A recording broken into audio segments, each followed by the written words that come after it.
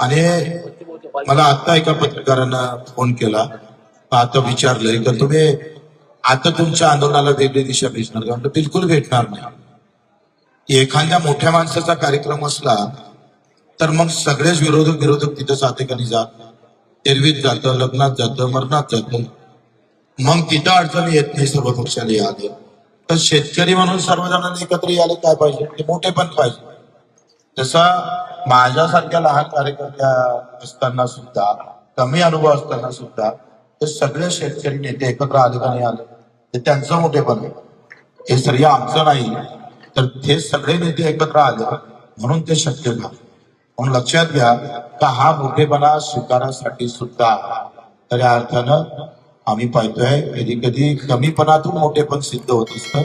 आणि ते खरं तर जरांगे पाटील साहेबांनी ते दाखवलं आहे. आमच्या नेत्यांनी पण, अजितदादा नवले असेल, राजूजी शेट्टी असेल, वामनराव चटप असतील, तुमचे विजय जावंदे असतील, तुमचे प्रकाशजी गोरे असेल, उत्तर तर आम्ही बरोबरच आहे. आम्ही या नेत्यांचे कार्यकर्ते म्हणूनच राहिलो आहे. त्याच्यामुळे या मोठ्या नेत्यांसाठी एकदा आपण टाळ्या वाजवल्या पाहिजे. कारण यांनी जर या मोठबांधणीमध्ये हे एकत्र आले नसते तर हे शेतकरी नेते एकत्र दिसले नसते. या आंदोलनाचं सगळ्यात मोठं यश आहे. एका आत्महत्या करणाऱ्या शेतकऱ्याला तुमची वज्रमुठ दिसेल आणि आत्महत्या करता करता तो थांबला तरी ते पुण्य आपल्या पत्री येणार आहे. म्हणून आंदोलनात काही गोष्टी नाही भेटल्या तरी काही गोष्टी फार मोठ्या उभ्या राहत असतात, हे तुम्ही लक्षात घेतलं पाहिजे. एकदा ही वज्रमुठ उभी झाली का आता याच्यातून एक चांगलं भविष्य शेतकऱ्याच्या आंदोलनाचं निश्चितच उभं राहील. ह्या सुद्धा त्याच्यातून अपेक्षा आहे.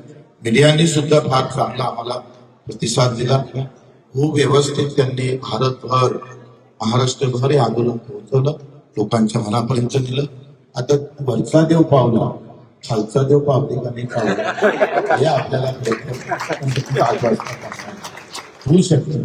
कधी कधी आंदोलनात आपण जिंकतो, हात कधी कधी हरतही असतो. आज मनोज दादा इथं आले, मलाही बरं वाटलं.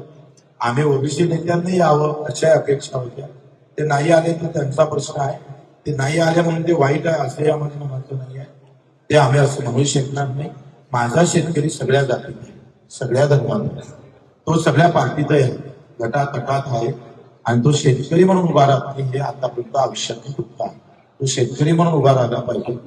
ज्या पद्धतीनं सगळ्या नेत्यांनी विचार केला, मनोजदादांनी आज विचार केला का मी जरी एका मराठासाठी लढत असलो तरी सुद्धा माझा मराठा सुद्धा शेतकरी आहे आणि ओबीसी हा शेतकरी दुःखी आहे, एवढं समजून ते इथं येणं ही फार मोठी गोष्ट आहे. लक्षात घ्या.